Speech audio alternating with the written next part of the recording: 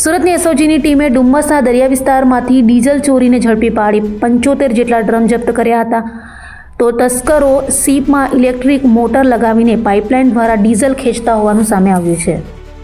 સુરતની એસઓજીની ટીમને ડીઝલ ચોરીનો કૌભાંડ ઝડપી પાડવામાં સફળતા મળી છે. ડુમ્મસના દરિયા વિસ્તારમાંથી લંગરવામાં આવેલા મોટા જહાજોમાંથી મશીનરી દ્વારા ડીઝલની ચોરી કરવામાં આવતી હોવાની બાતમીના આધારે પોલીસે કાર્યવાહી કરી હતી. પોલીસને તપાસ દરમિયાન દરિયા કિનારાના વિસ્તારમાંથી બિનવારસી હાલતમાં ડીઝલનો મોટો જથ્થો મળી આવ્યો હતો. પોલીસે કુલ 75 જેટલા ડ્રમ કબજે કર્યા છે, જેમાં આશરે 10 લાખ રૂપિયાની કિંમતનું ચોરીનું ડીઝલ હોવાનું જાણવા મળ્યું છે. હાલમાં એસઓજી પોલીસે આ તમામ મુદ્દામાલ જપ્ત કરી આ ગુનામાં સંડોવાયેલા શખ્સોને પકડવા માટે વધુ તપાસ હાથ ધરી છે. આ સફળ કામગીરીથી દરિયાઈ માર્ગે ચાલતી ગેરકાયદેસર પ્રવૃત્તિઓ પર મોટી લગામ લાગી છે.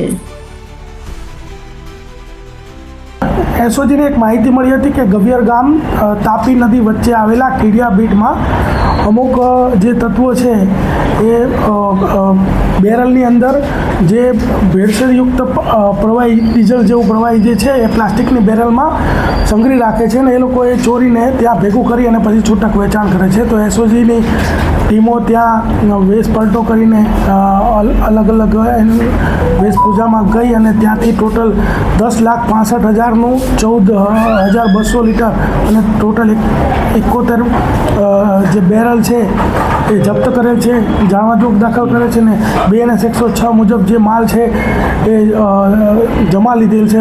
તેમજ જે ત્યાં આજુબાજુ જે મજૂર એક બે મળ્યા એને પૂછપરછ કરતા આ જે તમામ જે પ્રવૃત્તિ જે છે એ રાજેશ પટેલ, તેજસ પટેલ તેમજ જેમિસ કરીને જે વ્યક્તિ છે આ લોકો ચલાવી રહ્યા એવું પ્રારંભિક માહિતી છે. અમારી તપાસ ચાલુ છે.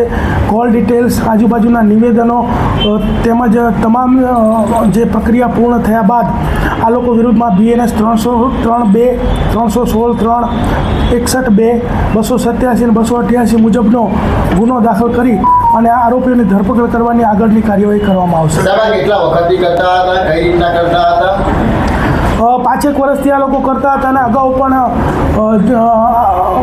લોકલ પોલીસની તેમજ બીજી એજન્સીઓની અહીંયા રેડો થયેલી છે. કઈ રીતના કરતા હતા? ચોરીના અંજામ કઈ રીતના આપતા હતા? જે પ્રારંભિક માહિતી મળી મુજબ આ લોકો જે છે કે જે કોઈ ડીઝલ જે જતું હોય છે એના જે કન્ટેનર હોય છે એમાંથી આ ચોરી કરી અને આ રીતે ખાનગી રીતે બેરલોમાં સંતાડીને રાખતા હતા અને ત્યારબાદ તેઓ માછીમારોને છૂટક વેચાણ કરતા હતા.